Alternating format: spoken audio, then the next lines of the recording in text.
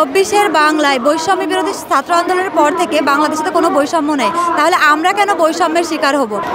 আমরা বৈষম্য বিরোধী ছাত্র আন্দোলনের সরকারের আমলে এসেও কেন আজকে ডিপ্লোমা নার্সরা বৈষম্যের শিকার? আমাদের এক দফা এবং এক দাবি, এইচএসসির পরে যে নার্সিংয়ের ডিপ্লোমা কোর্সটি আছে সেটিকে যেন ডিগ্রির সমমান দেওয়া হয়। আমাদের বৈষম্যটা জন্ম থেকেই শুরু হয়েছে। 24-এর বাংলায় বৈষম্য বিরোধী ছাত্র আন্দোলনের পর থেকে বাংলাদেশে তো কোনো বৈষম্য নেই, তাহলে আমরা কেন বৈষম্যের শিকার হব? আমরা চাই আমাদের ডিগ্রি সমমান করা হোক, এটা আমাদের অধিকার, আমরা আমাদের অধিকার চাই। আমরা 21 তারিখ থেকে শুরু করছি আন্দোলনটা, বিগত মাসের আপনারা জানেন।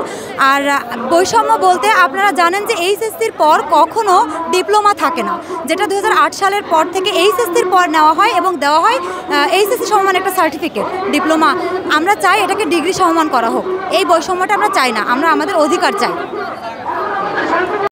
আমরা বৈষম্য বিরোধী ছাত্র আন্দোলনের সরকারের আমলে এসেও কেন আজকে ডিপ্লোমা নার্সরা বৈষম্যের শিকার? আমরা 3 বছরের ডিপ্লোমা কোর্স করছি এইচএসসি পরীক্ষার পরে, আমরা এইচএসসি পরীক্ষা দিয়ে ডিপ্লোমা করছি 3 বছরের। তাহলে সরকার যে রিকোয়ারমেন্ট দেয় যে 3 বছরের কোর্স কিংবা 4 বছরের কোর্স করার পরে স্নাতক কিংবা ডিগ্রি সমমান দেবে, আমরা যেখানে 3 বছরের রিকোয়ারমেন্ট পূরণ করছি, 6 মাস ইন্টার্ন করছি, তারপরেও কেন আমরা ডিগ্রি সমমান পাচ্ছি না?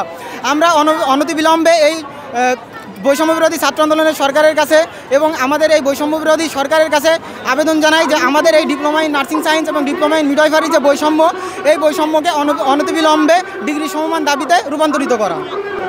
আমি নার্সিং অ্যান্ড মিডওয়াইফারি কলেজ ভোলার 3য় বর্ষের একজন শিক্ষার্থী।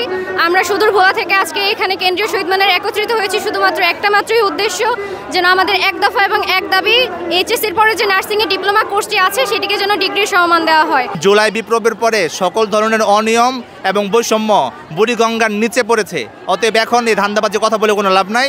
আমাদের যে যৌক্তিক দাবি সেটা আজকের মধ্যে প্রজ্ঞাপন দিন, আমাদেরকে আমাদের প্রতিষ্ঠানে ফিরে যেতে সহায়তা করুন। যদি আমাদের এই দাবি মেনে না নেওয়া হয়, আমরা বিএনএমসি এবং ডিজেনের সামনে আমরণ অনশনে যাব এবং আমাদের প্রাণের বিনিময়ে বাড়িতে যাবে কাফন, আমাদের হয়ে বের হবে প্রজ্ঞাপন। এর আগে আমরা ঘরে ফিরবো না।